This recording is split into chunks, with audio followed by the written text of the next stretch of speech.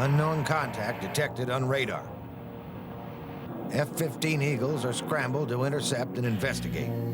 Climbing rapidly, they fly at over Mach 2 to make contact with the intruder. In a real war, this bear would have been shot down long ago. But the Cold War task of the Eagle is only to escort it away from U.S. airspace. Mission completed.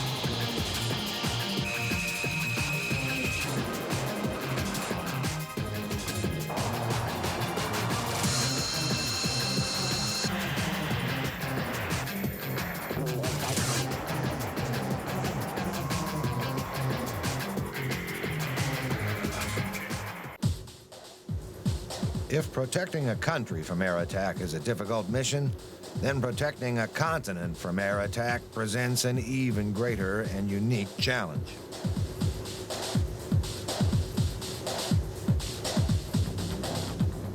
Patrolling vast expanses of barren and largely inhospitable terrain for hours on end, U.S. and Canadian interceptors have defended the North American continent from attack by Soviet bombers.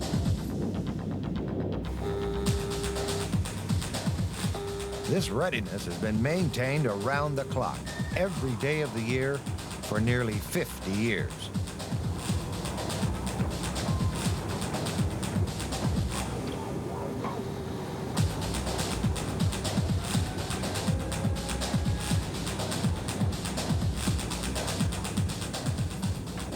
The North American Air Defense, or NORAD system, became one of the world's most powerful early warning and interceptor forces, second only to the Soviet Union's PVO interceptor force.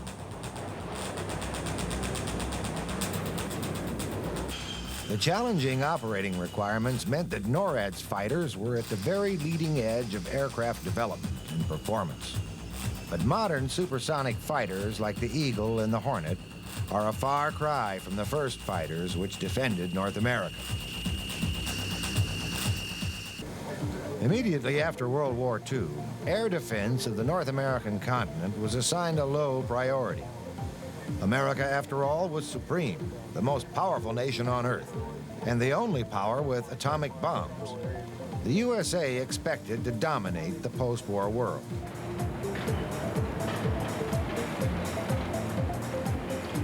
But America's fighter defense was in poor shape. Established in 1946, the Air Defense Command of the U.S. Army Air Corps relied on piston-engine, prop-driven fighters dating from World War II. Single-seat P-51 Mustangs and P-47 Thunderbolts were joined by twin-engine P-61 Night Fighters.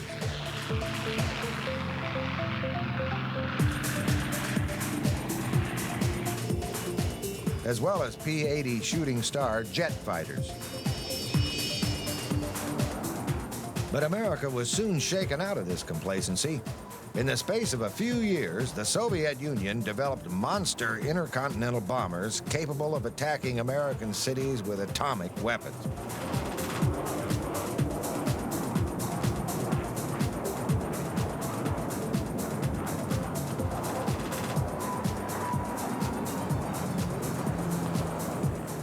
Ironically, the first Soviet bomber, the Tu-4, was essentially a pirated copy of the American B-29 Superfortress, but it was soon replaced by a much more capable Bear and jet-powered Bisons and Badgers.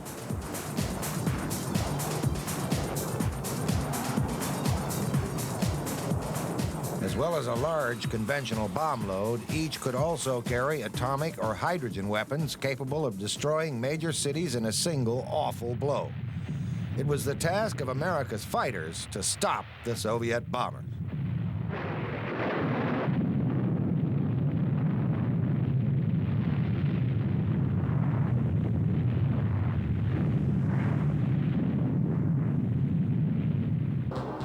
The threat posed by the Tu-4 in the late 1940s and early 50s seemed very real, and the U.S. and Canadian Air Forces fielded 4 fighters to counter it.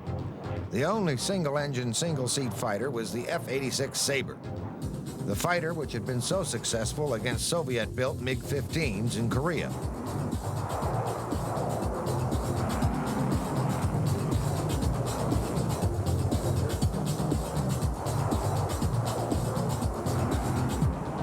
The interceptors were kept on 3-minute readiness to scramble. Their mission was characterized by 4 tasks: detect, identify, intercept, and destroy. Crews were expected to do all 4, aided by ground control intercept, GCI, stations.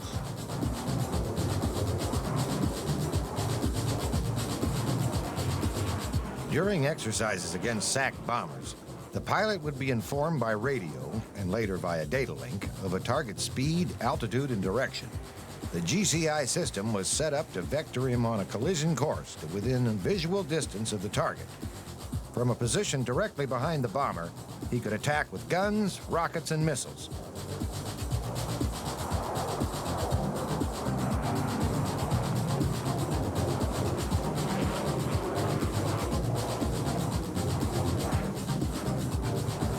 At its height, Air Defense Command was the biggest in the U.S. Air Force and fielded no fewer than 50 fighter squadrons to counter the Tu-4 threat.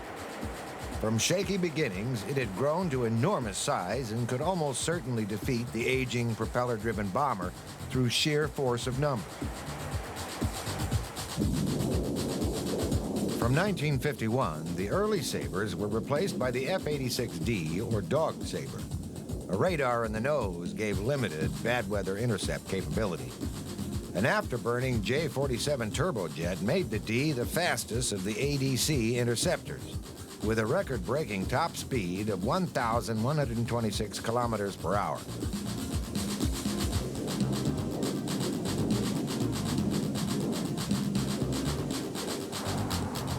Instead of guns, the D was armed solely with rockets. 24 70-millimeter weapons were carried in a retractable tray under the forward fuselage. The F-86D was so important an interceptor that no less than 2,500 were built, most of which served with ADC.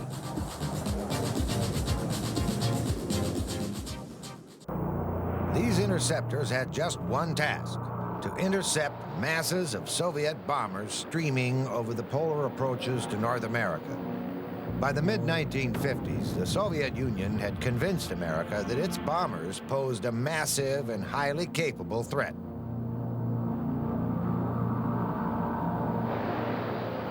That threat increased significantly during the 1960s with the development of cruise missiles, which allowed the bombers to attack from standoff distances.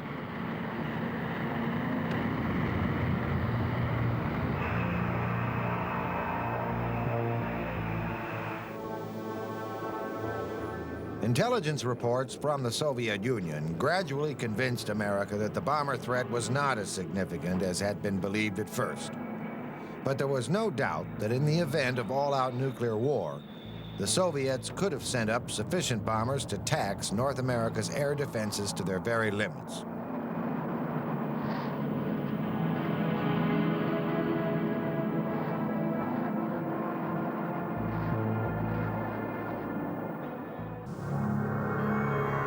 Although the interceptors served in their thousands, they would have been practically useless if the air defense system could not have been able to detect incoming Soviet bombers. Early warning systems played a crucial role, therefore, in acting as tripwires to warn against possible attack. The NORAD invested billions of dollars in the creation of progressively sophisticated radar warning chains. These included the Dew Line, distant early warning, which stretched from Greenland across northern Canada. Lower down, just above the U.S.-Canadian border, was the Pine Tree Line. These early warning stations were later updated to form the North Warning System. The stations were also tied into Strategic Air Command's ballistic missile early warning system. By the mid-1950s, plans had been well underway for the development of newer, more advanced interceptors. The first of these was the F-102 Delta Dagger, which became the first of the so-called Century Series interceptors to serve with Air Defense Command. Entering service in 1956 after a protracted and difficult development, ADC now had the world's first operational supersonic Delta fighter.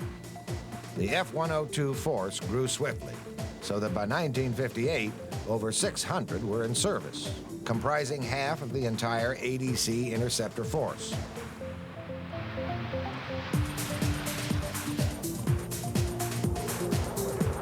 The F-102 was also the world's first aircraft with an integrated fire control system. This was tied into the SAGE, semi-automatic ground environment. The interceptor automatically received target information and steered itself on a collision course towards the bomber to within firing range. The pilot then took over the attack using the aircraft's radar and visual cues.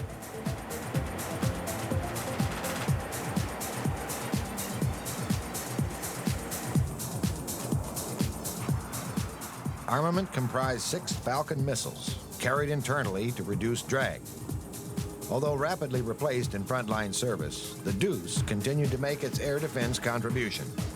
It served well into the 1970s with the Air National Guard and Air Force Reserve.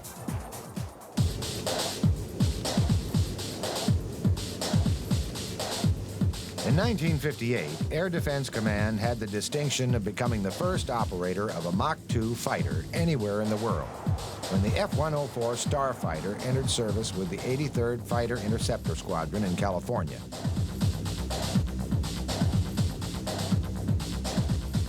But in spite of its impressive performance, the Starfighter's handling gave rise to a high accident rate. Just 7 fighter squadrons equipped with the type, and after just 1 year, it was withdrawn from frontline service. The best interceptor of the 1960s in the ultimate Century Series fighter was the F-106 Delta Dart. This elegant fighter had the highest performance of ADC's new types, but would be the last aircraft to be designed purely as an interceptor.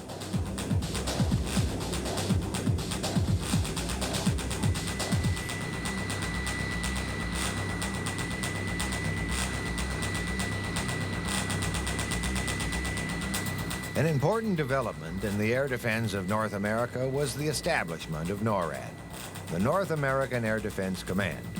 This was created jointly by the U.S. and Canada in 1958, with a U.S. commander and a Canadian deputy. The organization controlled a complicated system of early warning radars and interceptors.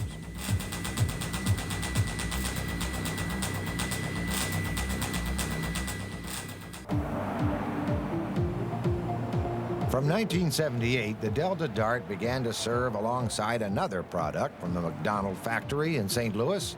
The ubiquitous F-4 Phantom, the veteran of Vietnam, had acquired yet another role when it served as an interceptor until 1990.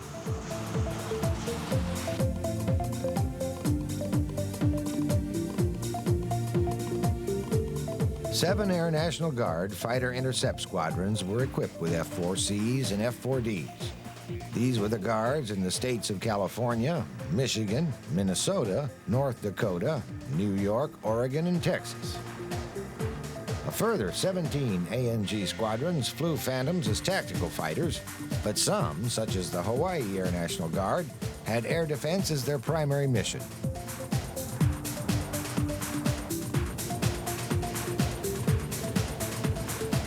The ultimate interceptor to defend North America is the McDonnell Douglas F-15 Eagle.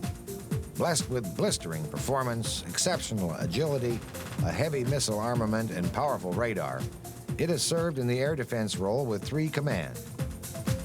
The 1st Air Force component of Tactical Air Command, Alaskan Air Command, and the Air National Guard component of the TAC.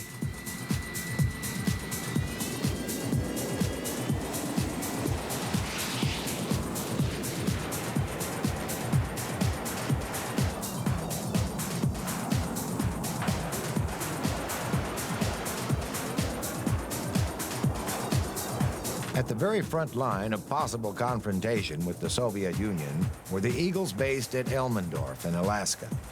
Regular intercepts were made against Soviet missile-carrying Bear bombers, as well as Bear and Badger reconnaissance aircraft.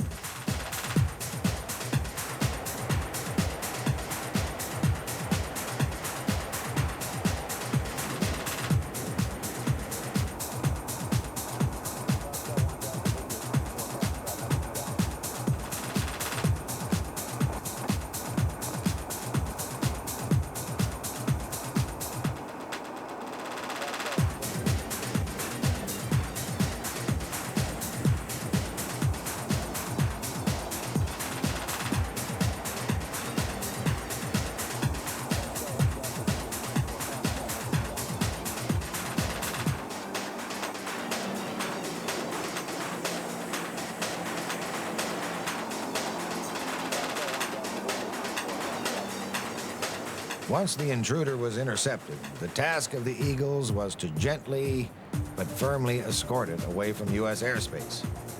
Intelligence gathering was carried out by both sides, and Eagle pilots carried cameras to record any modifications made to their trade.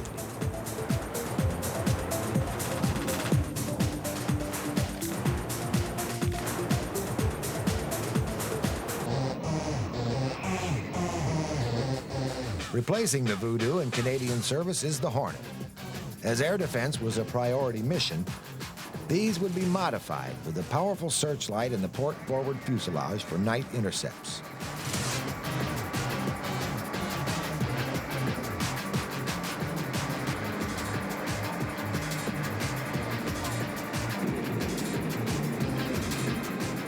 Entering service with the Canadian Armed Forces in 1985, the CF-18s were allocated to units based in Canada, as well as with the 1st Air Division at Baden-Salenken in West Germany.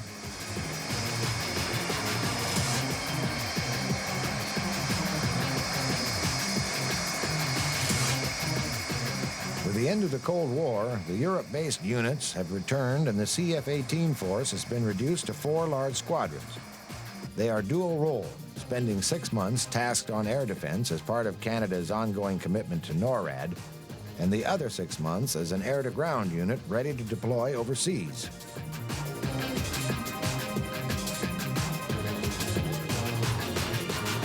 Hornets have regularly participated in the William Tell competition. This is called a fighter weapons meet, which brings together air defense fighters from the regular Air Force as well as the Air National Guard and Canadian Armed Forces. It is held every 2 years at Tyndall Air Force Base in Florida and is designed to test pilots, weapons controllers, loaders, and maintainers in all aspects of their operations.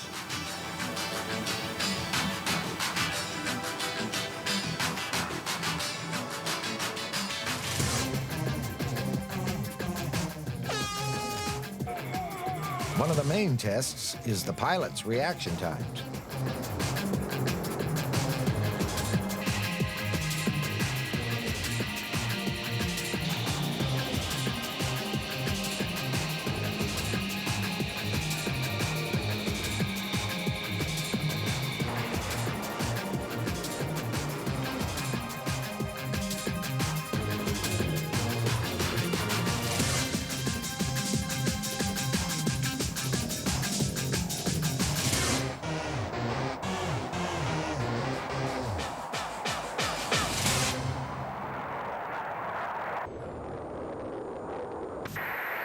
Gentlemen 2, stand by to mark cap point.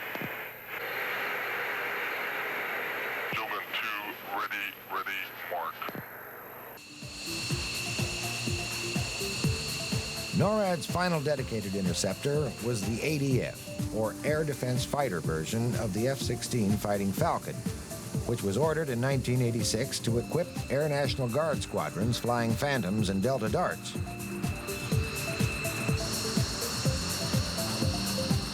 Modified from around 240 existing F-16As, the ADF is distinguished from other F-16s by an array of small radio antennas ahead of the cockpit, and a small but powerful identification light in the port side of the fuselage for night intercepts.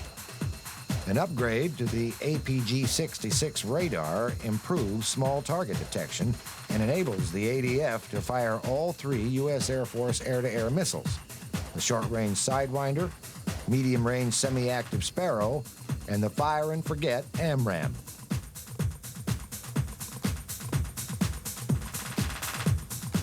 Over 50 years, the interceptors may have changed, but the mission remains the same.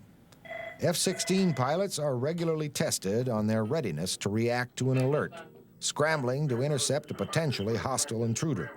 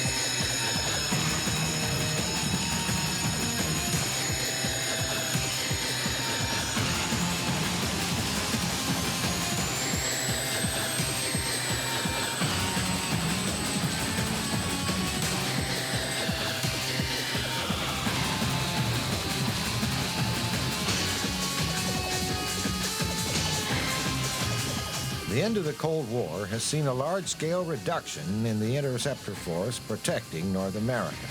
By 1995, NORAD had no dedicated interceptors assigned to it, all F-16 ADFs having been retired to storage at the Desert Boneyard in Nevada.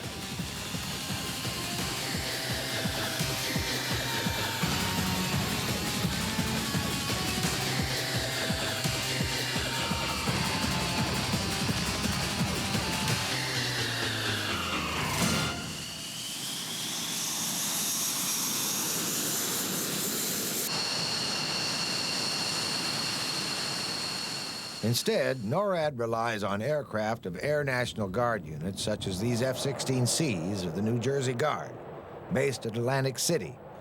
These are more flexible by being capable of carrying out interceptor duties alongside other specialized missions such as air-to-ground strike or defense suppression.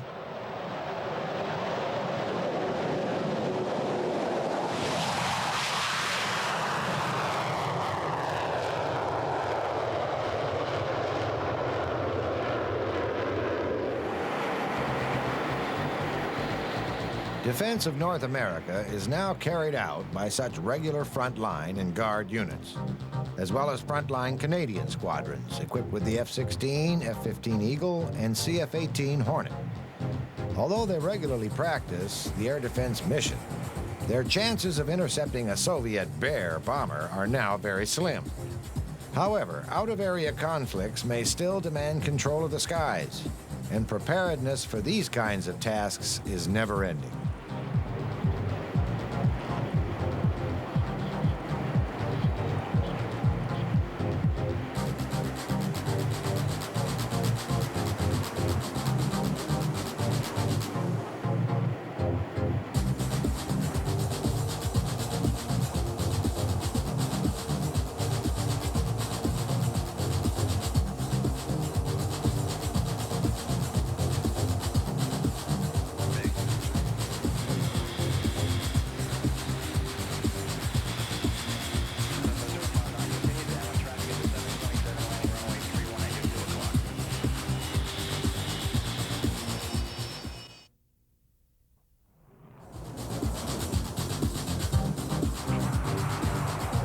Protecting North America throughout the Cold War has been a succession of high-performing U.S. and Canadian interceptors, tied to advanced ground-based early warning and control systems.